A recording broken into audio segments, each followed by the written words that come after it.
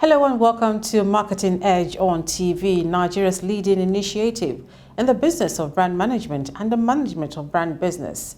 It is a 30-minute potpourri of brand news, branding focus, industry conversation, all aimed at promoting the brand idea. My name is Dele Agadumo. It's insightful, it's exciting, it's enriching. It's Marketing Edge on TV, a half-hour TV show on the business of brand management and the management of brand business. Marketing Edge on TV is a potpourri of juicy and exclusive industry news on brands, advertising, media, PR, branding focus, industry conversation, and the entire gamut of integrated marketing communications business. It's a business show with glamour and grandeur. We serve you hot and sizzling with all ingredients in the mix. Marketing Edge on TV, promoting the brand ideal.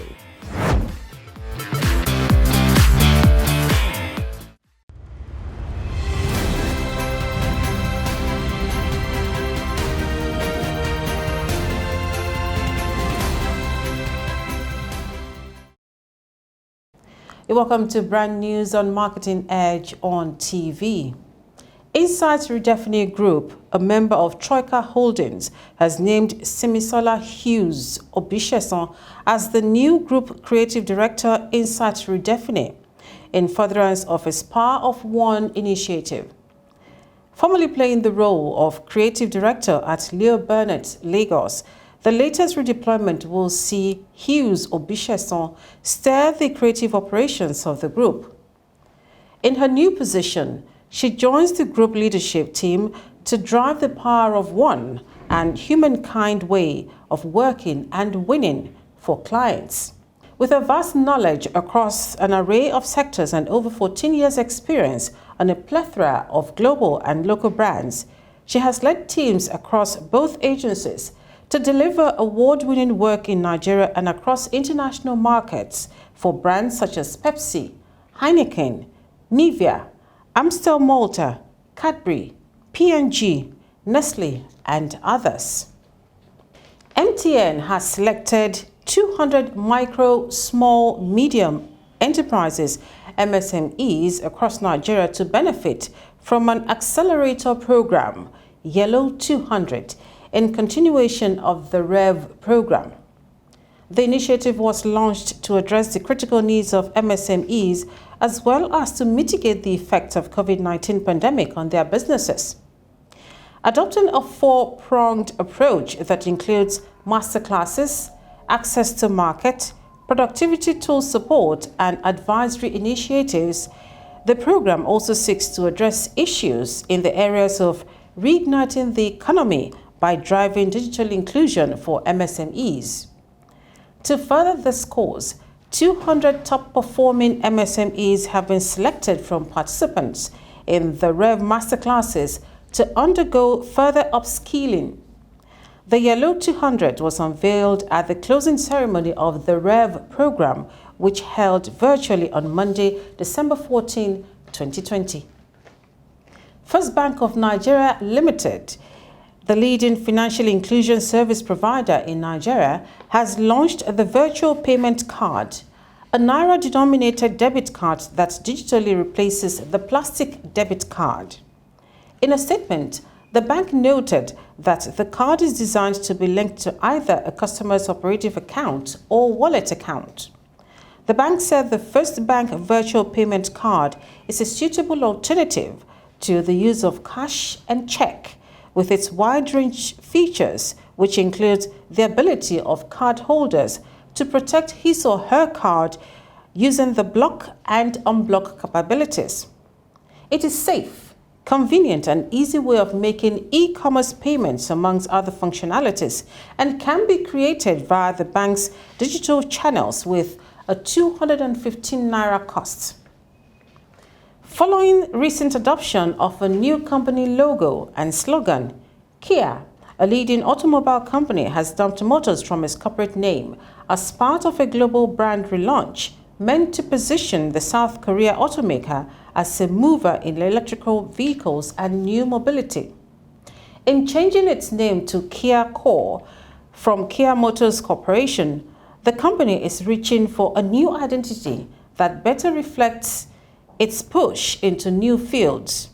CEO Ho Sung-kong said in new releases, "Changing our corporate name and logo is not only a cosmetic improvement," said Song, who took the helm last April.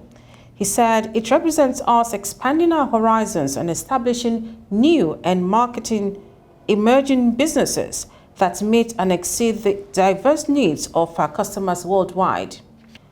The new direction targets a mass ramp-up of EVs through 2025 and a rapid expansion into what the company calls purpose-built vehicles, or PBVs. These are runabouts dedicated to new mobility enterprises such as ride-hailing, robo-taxis, and on-the-go e-commerce. And that was brand news on Marketing Edge on TV. Coming up next is Branding Focus. While the city slept, we installed a board in the middle of a park with something special hidden inside. We wondered if people would notice. They didn't, so we invited Nigerians to add their polls to the scene, whichever way they chose to. Some literally added their own polls. Some sang, others rapped, and even recited poetry. As they added their polls, the board came alive. Hidden figures broke free from obscurity, inspired by the crowd expressing themselves. You know you can't do anything. Because why blend in when you can stand out?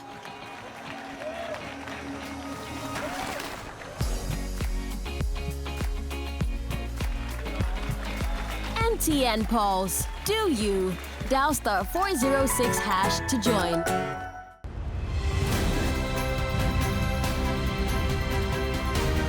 You're welcome to Branding Focus on Marketing Edge on TV.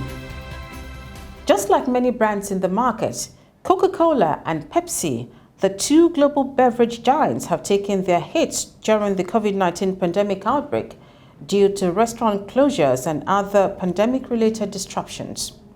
But none of the coronavirus-induced disturbances could abate the customary marketing battle between the two American beverage behemoths. The Cola Wars refer to the long-time rivalry between soft drink producers, the Coca-Cola Company, and PepsiCo, who have engaged in mutually targeted marketing campaigns for the direct competition between each other's company lines, especially their flagship colas, Coca-Cola and Pepsi. Beginning in the late 1970s and into the 1980s, the Cola Wars escalated and are still being fought on all fronts today. The Coca-Cola Company was founded by an Atlanta pharmacist who had secured the recipe, which contained small amounts of cocaine, until 1929. Up in North Carolina, another pharmacist invented his own sugar drink in 1893. After seeing the success of Coca-Cola, he changed his soda's name from Brad's Drink to Pepsi-Cola in 1898 and founded the Pepsi-Cola Company in 1902. Ever since, the unending battle between them has become a permanent fixture within the branding and marketing ecosystem. The Super Bowl has long served as a major front for the long-running soda war between Coca-Cola and Pepsi. This year, the beverage giants will fight that battle somewhere else. Coca-Cola announced recently that it would not run ads in CBS broadcasts of Super Bowl 55, citing what it described as a difficult choice, and Coke's announcement followed a similar one made by rival Pepsi, which has opted to focus on its annual halftime show rather than run commercials for its flagship drink, Mountain Dew Soda. Currently, however, the wars seem to be getting fiercer in the entire realm of soda and sports. LeBron James, the Los Angeles Lakers superstar and a pitchman for Coca-Cola since entering the NBA in 2003, is set to land a new deal with PepsiCo. James reportedly will endorse Mountain Dew's new Rise energy beverage, a part of the PepsiCo family, and he also could become the face of Pepsi-Cola. His deal with Coca-Cola ended last year after he spent years hawking Sprite and Powerade. It will be recalled that back in the 1980s, it was rock and roller cola wars as the world had enough of the intense marketing battle between America's carbonated drinks behemoths. As the underdog, PepsiCo had stunned its bigger rival Coca-Cola by signing Michael Jackson, the era's biggest musical star, to promote his brand in a record-setting $5 million deal.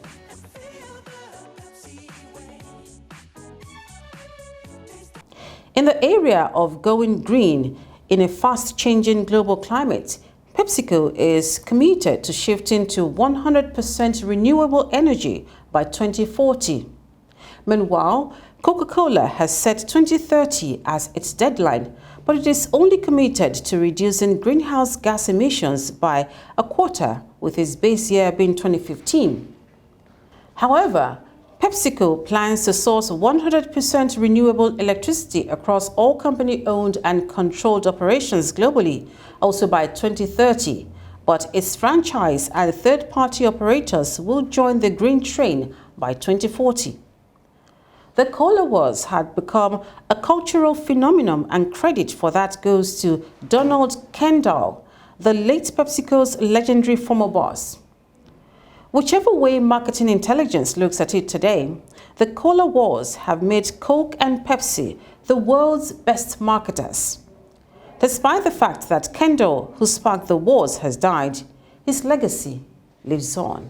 That was Brandon Focus on Marketing Edge on TV. Coming up next is Industry Conversation. Dear customer, link your Airtel number to your national identification number today. Here are easy ways you can do it. Dial *121*1# on your Airtel line and follow the prompts on the screen. Type in your 11-digit government-approved NIN number. You will receive a confirmation message to confirm your entry.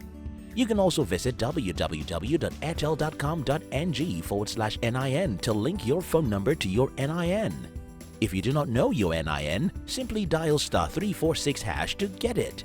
No stress, no wahala. Airtel, the smartphone network.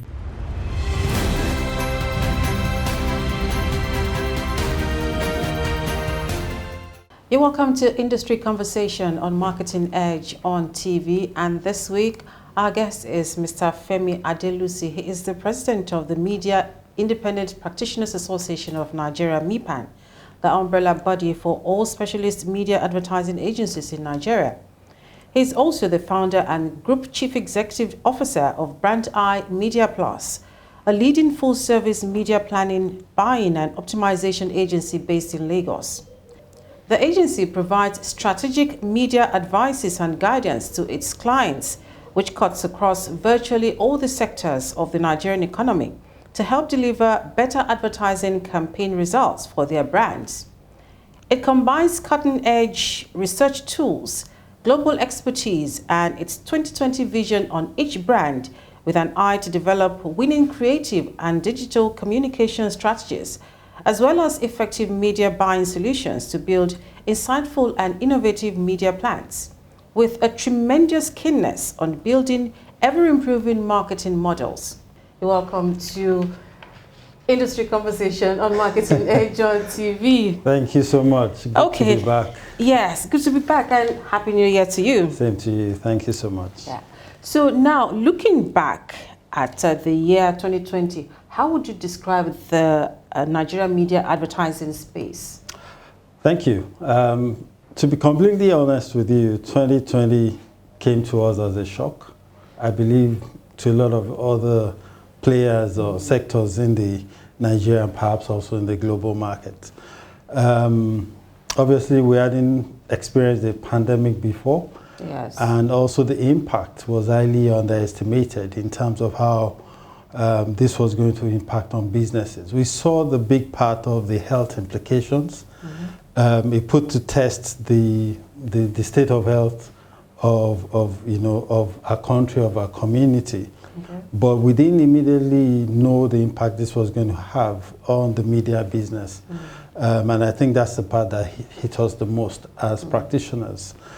Because again, not every key player had the right kind of tools and trainings and technology that was ready for the pandemic.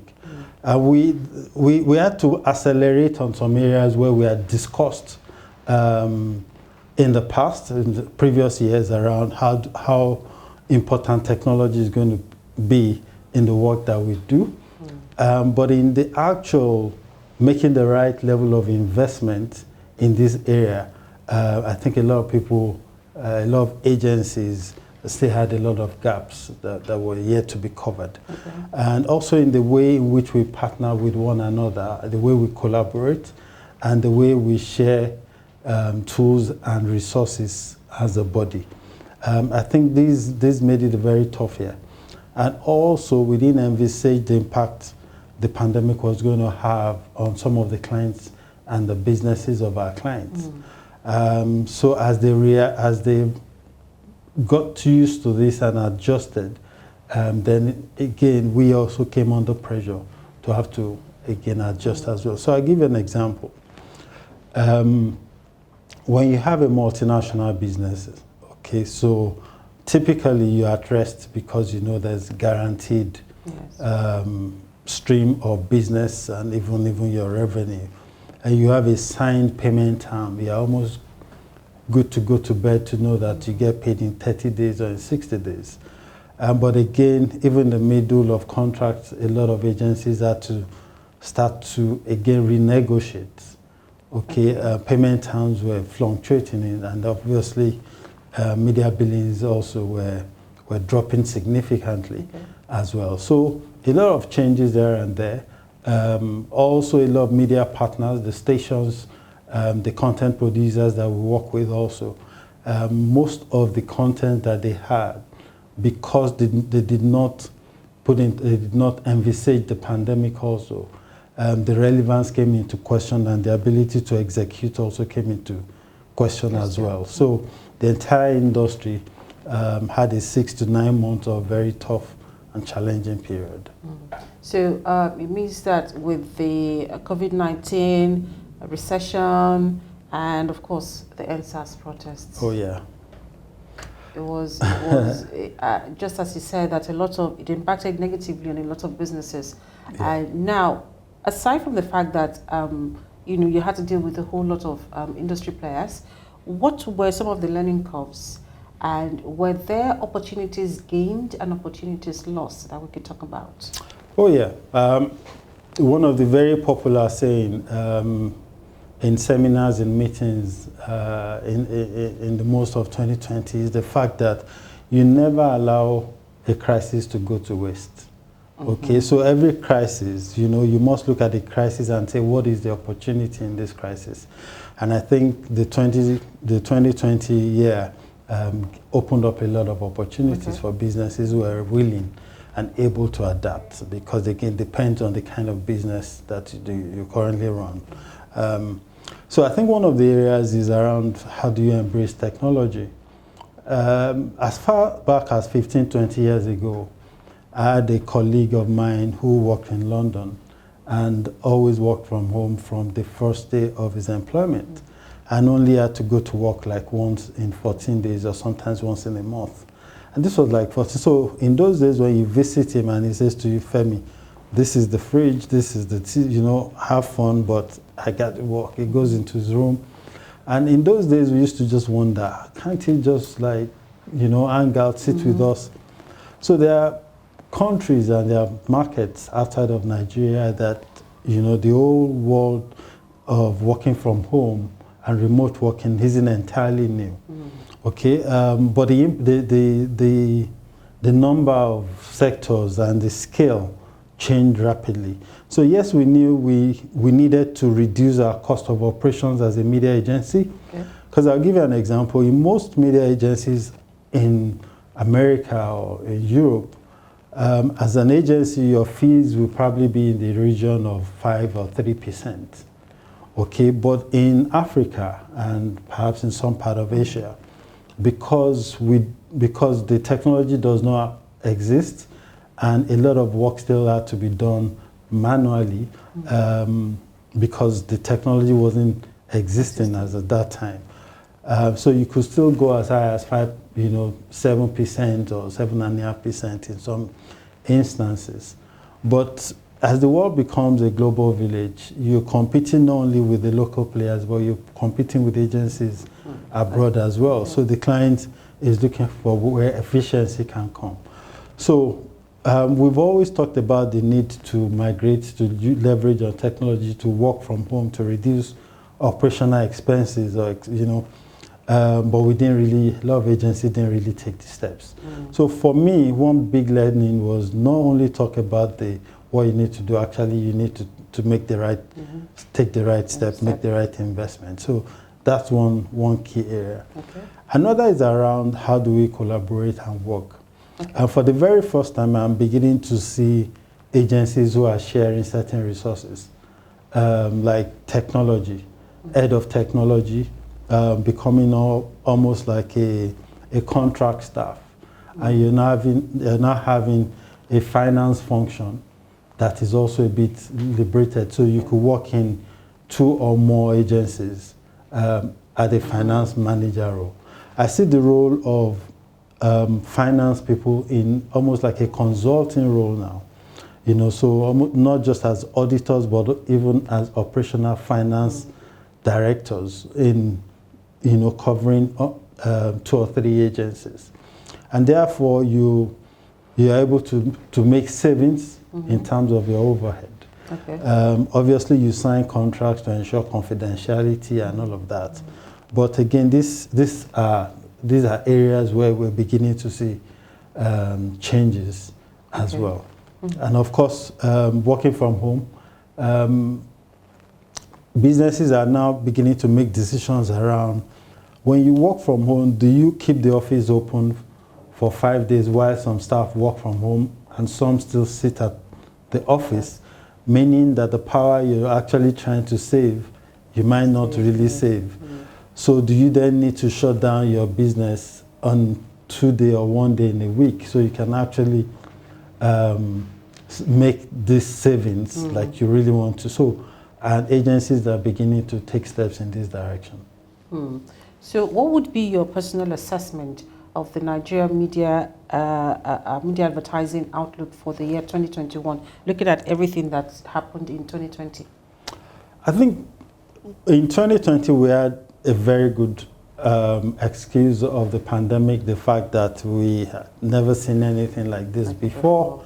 But I think for 2021 the excuse has to be something a bit different.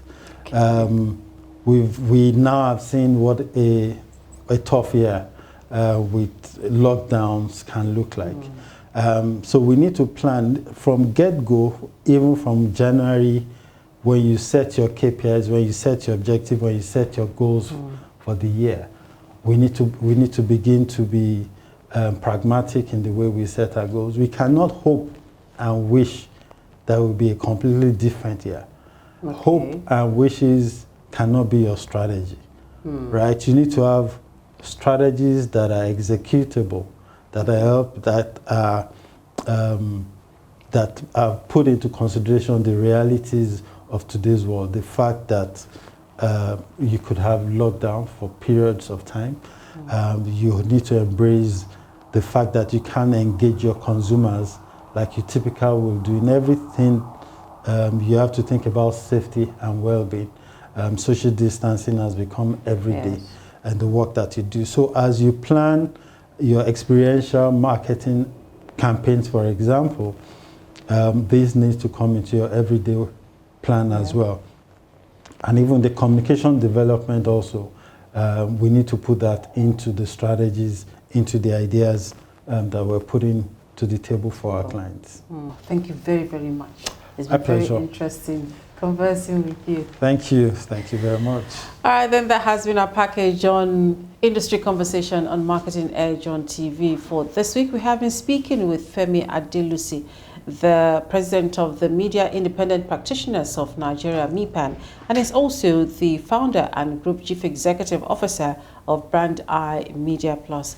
Well, Marketing Edge continues shortly. It's insightful, it's exciting, it's enriching. It's Marketing Edge on TV, a half-hour TV show on the business of brand management and the management of brand business. Marketing Edge on TV is a potpourri of juicy and exclusive industry news on brands, advertising, media, PR, brand and focus, industry conversation, and the entire gamut of integrated marketing communications business. It's a business show with glamour and grandeur. We serve you hot and sizzling with all ingredients in the mix. Marketing Edge on TV, promoting the brand ideal. Well, that has been our package this week on Marketing Edge on TV, and we sure hope that you have enjoyed the package. Be sure to join us again next week for another edition of the program. Thank you for watching. My name is Dele Agadumo.